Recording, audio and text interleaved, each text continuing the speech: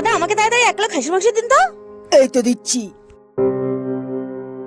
বৌদি এই নাও। আজ খাসির মাংসটা তো অনেকদিন পর সবাই মিলে জমিয়ে খাবো।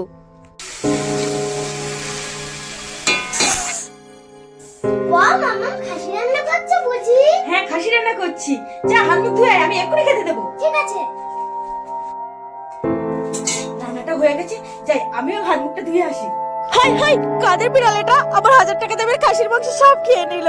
এত কষ্ট করে 1000 টাকা জোগাড় করে অনেকদিন পর মাংস কিনলাম, এখন আমি ছেলেটাকেও কি দিয়ে খেতে দেবো? তার ভালো লাগে না। এই নে বাবা খেয়ে নে। এ কি মাম্মা তুমি খাসি মাংস দেওয়া বাদ দিয়ে মাছ দিয়েছো? সে দুঃখের কথা আর কি বলবো, আমি একটু হাত মুখ ধুতে গিয়েছিলাম আর বিট্টুদা বিড়াল এসে মাংসগুলো সব খেয়ে নিয়ে গেছে।